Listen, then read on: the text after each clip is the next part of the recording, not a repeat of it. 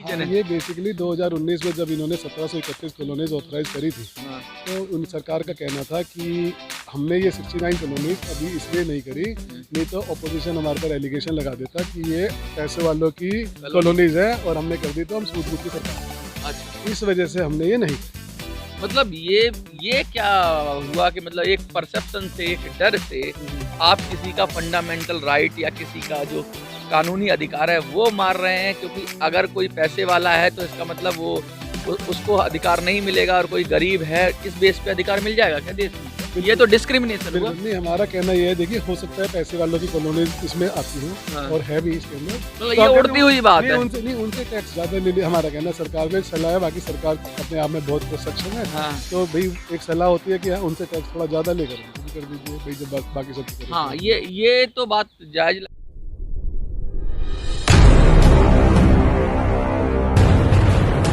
नमस्कार साथियों, मैं मनोज स्वराजी स्वागत करता हूं आपका मिनी संसद के मंच पे। लगातार आप लोग ये सुनते रहे होंगे कि दिल्ली के अंदर कॉलोनियों का नियमितीकरण होना चाहिए। 1800 के करीब कॉलोनी थी, उसमें से 1700 से ज़्यादा कॉलोनियों को नियमित कर दिया, लेकिन अभी भी 69 कॉलोनीज ऐसी हैं जिनको नियमित नहीं किया गया है। उसके पीछे क्या रीज़न है? क्योंकि कॉलोनी को नियमित करने का मतलब होता है कि उसके अंदर बहुत सारी बेसिक एमिनिटीज़, सुविधाएँ सरकार की जिम्मेवारी बन जाती है। सरकार उनसे बच नहीं सकती, वो चाहे सीवर हो, वो चाहे पानी हो, वो चाहे आपकी बिजली की व्यवस्था हो, वो चाहे सिक्योरिटी की व्यवस्था हो, कानून व्यवस्था की व्यवस्था हो। सब चीज़ों को जब तक कॉलोनी नियमित नहीं होती है तब तक उस पर उस तरह की चीज़ें लागू करना बड़ा मुश्किल होता है। मकान खरीदना बेचना भी काफ़ी मुश्किल होता है, लोन के प्रोसीजर भी काफ़ी मुश्किल होते हैं। तो लगातार ये मांग उठती रही है और गो ग्रीन फाउंडेशन इस मुद्दे को लेकर आया है कि महेंद्रू इनक्लेव कॉलोनी, एक कॉलोनी है महेंद्रू इनक्लेव कॉलोनी, उसको क्यों नहीं अब तक इस लिस्ट में शामिल किया गया नियमितीकरण की। हमारे साथ पुनीत जी हैं। पुनीत जी, आप ये जो मुद्दा लेके आए हैं, बहुत सरकारें आई और वादे करते रहे कि भाई हम ये कॉलोनी नियमित कर रहे हैं, हमने दिल्ली की कॉलोनियाँ नियमित कर दी, वो चाहे केजरीवाल सरकार हो चाहे वो केंद्र सरकार हो। ये क्या, ये तो नई चीज़ सामने आ गई कि कुछ लोग तो रह ही गए। हाँ जी, ऐसा है। ये 2019 में 1731 कॉलोनीज ऑथराइज कर दी गई थी। 69 कॉलोनीज जब भी रह गई थी, उसमें से महेंद्रू एन कॉलोनी एक कॉलोनी। मैं महेंद्रू एन कॉलोनी के बिल्कुल सामने मॉडल टाउन में रहता हूँ। तो वहाँ के लोग बहुत ज़्यादा निराश हैं इस चीज़ से, और मैंने उनकी आंखों में एक दर्द देखा। उनका ये कहना है, एक तो जैसा आपने अभी बोला, सरकार की बहुत सी सुविधाएं जो उनको नहीं मिल पाती इस वजह से। दूसरा, हर तरह से उनका एक्सप्लॉयटेशन भी होता है, मतलब जब एक अधिकृत कॉलोनी नहीं है। अच्छा, हम पिछले 2 साल से इस पर मेहनत कर रहे हैं। हम अलग अलग डिपार्टमेंट्स में, अलग अलग मिनिस्ट्रीज़ में गए हैं। हमें शुरू में रिस्पांस भी मिल रहा था, लेकिन अब हम आज यहाँ बैठने का हमारा रीज़न ये है, अब रिस्पांस नहीं मिल रहा। तो हम ये चाहते हैं, हमने प्रधानमंत्री जी से एक अपील कर रहे हैं कि जो मिनिस्ट्री है इसका रिस्पांस दे। अच्छा, हम एक बात कहते हैं, उन्हें नहीं करना तो बोल दे नहीं करना। एक आदमी को क्लियर होता है कि मेरी प्रॉपर्टी कभी भी ऑथराइज नहीं होगी। अच्छा, एक चीज़ मुझे बताइए, एक सवाल का जवाब। जब ये रजिस्ट्री करते हैं या और सारी प्रक्रियाएं करते हैं, उसमें टैक्स तो लेते ही हैं। ठीक है। तो फिर ये नियमित करने में इनको क्या दिक्कत आती है? क्योंकि अगर आप फिर उसको खरीदना बेचना ही नहीं होना चाहिए उस प्रॉपर्टी का, अगर आप कोई प्रॉपर्टी पे सरकार टैक्स ले रही है तो ऑब्वियसली वो नियमित ही है, बस उसको एक टैग देने वाली बात होती है। क्या कहें? नहीं, बिल्कुल ठीक बात है, लेकिन एक कोई भी आदमी हो, अगर आपको किसी भी तरह से, चाहे आपके ऊपर कोई भी बाउंडेशन नहीं हो, लेकिन अगर आपको कहा जाता है आप कानूनन ठीक नहीं हो, हाँ, तो आप चैन की नींद नहीं सो सकते। ये बात तो सीधी कभी भी बुलडोजर का डर रहता है। बुलडोजर का डर है, और बहुत डर है। दूसरा क्या होता है, आदमी कंस्ट्रक्शन नहीं कर सकता। हाँ। अपनी प्रॉपर्टीज़ में उसकी दीवार गिर गई, वो कंस्ट्रक्शन नहीं कर सकता।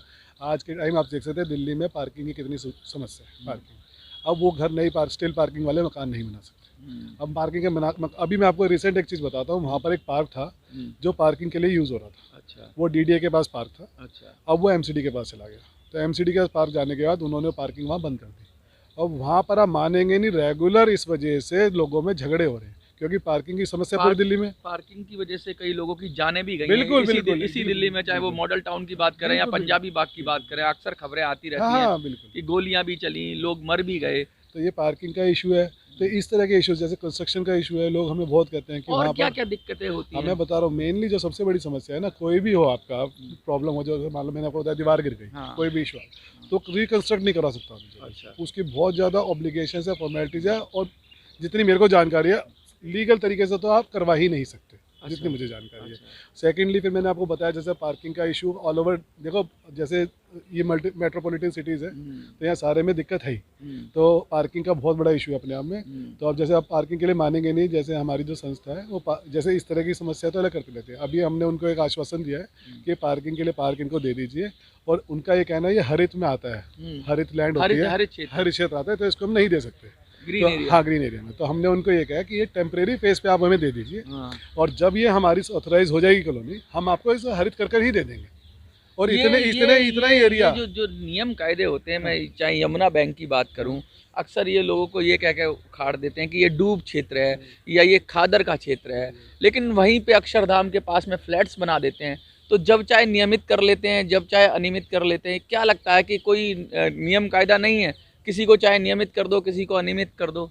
नहीं देखिए, ये अब जैसे आप बोल रहे हैं अपने में बहुत बहुत बड़े इश्यूज हैं। हम सब चीज़ों को कवर करेंगे तो मेरा मानना है कोई भी प्रॉब्लम सॉल्व नहीं होती। तो हम एक चीज़ को पकड़े, या जैसे आज हम महिंद्रा एनक्लेव की बात कर रहे हैं, तो हम या अनऑथराइज कॉलोनीज की बात कर रहे हैं, तो वहीं की बात करें। कुछ आश्वासन मिला है? नहीं, आश्वासन ही तो नहीं मिल रहा। मैं वही कह रहा हूँ आपसे, क्या था, हम पेज में कह रहा हूँ 2 साल हो गए हमारे को, हम फॉलोअप्स ले रहे थे, बात कर रहे थे, हम डीडीए के अलग अलग अधिकारियों से, मिनिस्ट्रीज में लोगों से मिल रहे हैं, कोई में सलाह, अच्छे लोग भी मिल रहे हैं, सलाह भी दे रहे हैं हमें, इधर जाओ उधर जाओ, हम रेगुलर बेसिस पे जा रहे हैं। लेकिन बेसिकली जो है, अब हमें मिनिस्ट्री से जवाब मिलना बंद हो गया।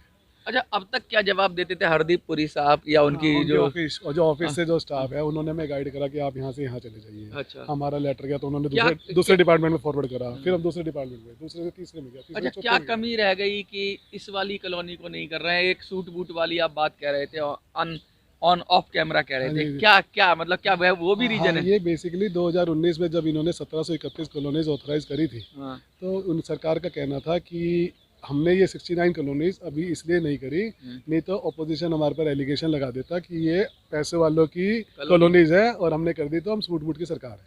अच्छा, इस वजह से हमने ये नहीं करी। मतलब ये क्या हुआ कि मतलब एक परसेप्शन से, एक डर से आप किसी का फंडामेंटल राइट या किसी का जो कानूनी अधिकार है वो मार रहे हैं, क्योंकि अगर कोई पैसे वाला है तो इसका मतलब वो उसको अधिकार नहीं मिलेगा, और कोई गरीब है इस बेस पे अधिकार मिल जाएगा क्या देश में? ये तो डिस्क्रिमिनेशन हुआ। नहीं, हमारा कहना ये है, देखिए हो सकता है पैसे वालों की कॉलोनीज इसमें आती हो, और है भी इसके अंदर, मतलब ये उड़ती हुई बात है। उनसे टैक्स ज्यादा ले ले। हमारा कहना है, सरकार को एक सलाह है, बाकी सरकार अपने आप में बहुत सक्षम है। तो भाई एक सलाह होती है कि उनसे टैक्स थोड़ा ज्यादा लेकर उनकी भी कर दीजिए भाई, जब बाकी सबकी करें। हाँ, ये तो बात जायज लगती है कि भाई आप थोड़ा ज्यादा ले लो, क्योंकि एक ये जो क्राइटेरिया है, ये क्या उड़ती उड़ती बात है, राजनीतिक हलकों में चलती हुई बात है, परसेप्शन है, या कहीं किसी ऑफिशियल के द्वारा की गई बात है? कौन सी जी? कि भाई पैसे वालों की नहीं कर रहे हैं ये?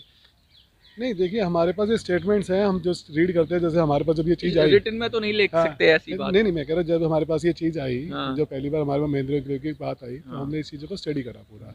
तो देखिए, किसी भी चीज़ में आपको उतरना, उसके लिए लड़ना, तो पहले आपको उसकी थोड़ी जानकारी होनी चाहिए, तो ये ठीक लगती है। गो ग्रीन फाउंडेशन लगातार जैसे काम कर ही रहा है, तो अभी और क्या है? जैसे ये तो आपने बताया कि महिंद्रा एनक्लेव की एक विषय उठा रहे हैं, और जैसा नाम में भी आ रहा है green foundation, go green foundation, तो एनवायरनमेंट की भी बहुत बात हो रही है, पर्यावरण की बात हो रही है, उस पर भी काम करती है क्या आपकी ऑर्गेनाइजेशन? देखिए, वैसे मैं बताऊं, हम 108 हफ्ते, अभी ये जो बाढ़ आई थी, बाढ़ से पहले तक यमुना में 108 हफ्ते हमने सफाई करी है। बाढ़ में फिर अपने आप ही एक बार यमुना साफ़ हो जाती है, तो हमने उसके बाद अब नहीं करी। अब दिवाली के बाद हम उस पर करेंगे। हमारा उसमें क्या रहता है, हम कॉलेजेस को, स्टूडेंट्स को और समाज के लोगों को जिसको ले जा सकते हैं, अगर हमारे से एक परिवार भी कहता है कि मैं आपके साथ यमुना सफाई करने जाना चाहता हूँ, तो हम उनके साथ प्रोग्राम बनाते हैं। घाट की सफाई नहीं, अंदर पानी की भी करते हैं, पानी से निकालते हैं कूड़ा। अच्छा। और वहाँ पॉइंट्स बने हुए हैं, तो वहाँ कूड़ा डालते हैं। तो ये हम करते रहते हैं। 108 हफ्ते हमारे को हो गए उस चीज़ का करते हुए। जंतर मंतर से प्रधानमंत्री जी या जो हरदीप पुरी जी, उनको कुछ संदेश देना चाहेंगे इस विषय पर, महिंद्रा एनक्लेव पर? इसका संदेश सिर्फ एक ही है जी, वहाँ के लोगों में, उनकी आंखों में बहुत दर्द है, उनके दर्द को समझो। कितनी आबादी होगी? मेरे हिसाब से महिंद्रा एनक्लेव की बात करो तो 500 परिवार कम से कम होंगे। 500 परिवार कम से कम होंगे। तो बाकी मेरा मानना ये है, कहीं पर भी देखो लोगों की आंखों में दर्द है, मैंने देखा है वो दर्द, और तभी मैं उस चीज़ से अपने आप को अटैच कर पाया। और मेरा एक कहना है, जैसे हम कहते हैं, justice delayed is justice denied. तो बहुत लेट भी अगर डिसीजन आता है तो किसी के काम का कई बार नहीं रहती चीज़ें, तो इसलिए पहले ही बहुत लेट हो चुका है। तो अब मेरे ख्याल से समय है, कर देना चाहिए सरकार को, और इससे मुझे लगता है सरकार की वाहवाही होगी, सरकार को कोई प्रॉब्लम नहीं होगी। वोट बैंक की राजनीति जब जब होती है तो हम ये देखते हैं कि सरकार देखती है कितने सिर हैं जितनी ज़्यादा जनसंख्या हो उतना दबाव पॉलिटिकल प्रेशर सरकारों पर रहता है। अब यहाँ उतनी जनसंख्या तो नहीं, 500 परिवारों की बात है, लेकिन जब न्याय की बात होती है तो वो संख्या बल से परे होता है। एक व्यक्ति को भी अगर अन्याय हो रहा है तो वो गलत है। अगर सरकार 1731 कॉलोनी अगर नियमित कर रही है तो 69 कॉलोनीज़ के अंदर अगर महेंद्रू इनक्लेव है तो उसका भी हक बनता है, अगर वो क्राइटेरिया पूरे करती है, कि सरकार उसको सिर्फ इस परसेप्शन पे कि कोई उनको कह देगा, आरोप लगा देगा कि सूट बूट की सरकार है, इस वजह से नियमित ना करे, तो बड़े दुख की बात है। इस देश में ऐसा नहीं होना चाहिए। आपको क्या लगता है, कमेंट में लिखिए।